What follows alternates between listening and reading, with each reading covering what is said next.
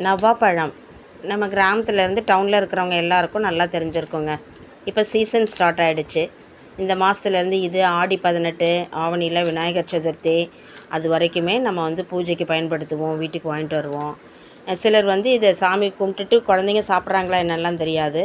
ஆனால் இதை வாங்கிட்டு வந்த உடனேயே நம்ம வந்து ஒரு பச்சை தண்ணியில் ஒரு அலசிட்டு ஒரு டம்ளர் வெந்நீர் கொதிக்க வச்சு அதில் கொஞ்சம் கல்லுப்பு, தூளுப்பு ஏதோ ஒரு உப்பு சேர்த்து ஒரு நிமிஷம் கொதிக்க வச்சதுக்கப்புறம் ஸ்டவ்வை நம்ம ஆஃப் பண்ணிடணுங்க.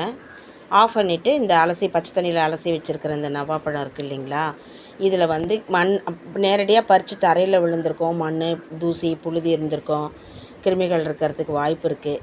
அதனால் அதை நம்ம அப்படியே பச்சை தண்ணியில் கழுவிட்டு சாப்பிட்றத விட இந்த கொதிக்கிற வெந்நீர் உப்பு தண்ணியில் நம்ம போட்டு ஒரே ஒரு நிமிஷம் ஸ்டவ்வை கொதிக்கிற தண்ணியை ஆஃப் பண்ணிவிடுங்க. அதுக்கப்புறம் அதை தூக்கி போட்டு சும்மா ஒரு நிமிஷம் இருந்தால் போதும். அப்புறம் அப்படியே தண்ணியை வடிகட்டிட்டு திருப்பி நம்ம ஒரு தட்டில் எடுத்து வச்சு சாப்பிட்லாங்க.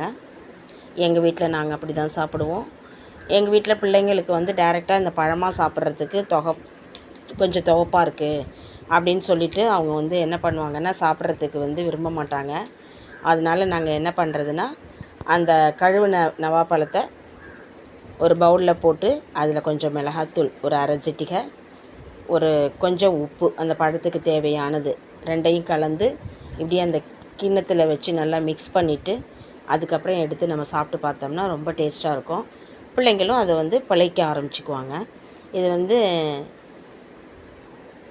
சுகருக்கு கண்ட்ரோல் பண்ணணுன்னு சொல்லி டாக்டர் சொல்லுவாங்க. நிறைய சுகர் இருக்கிறவங்கெல்லாம் இது விரும்பி சாப்பிடுவாங்க. இந்த எப்போதுமே சீசனில் கிடைக்கிற பழங்களை நம்ம அந்தந்த சீசனில் சாப்பிட்டுக்கணும். இந்த நவாப்பழ சீசனில் நீங்களும் வாங்கி ட்ரை பண்ணி பாருங்கள்.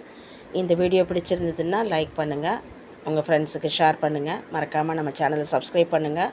நம்ம சேனலில் நிறைய ரெசிபிஸ் போட்டிருக்கோம், பார்த்துட்டு கமெண்ட் பண்ணுங்கள். தொடர்ந்து உங்களுடைய சப்போர்ட்டை எங்களுக்கு கொடுங்க. தேங்க்யூம்மா, தேங்க்யூ.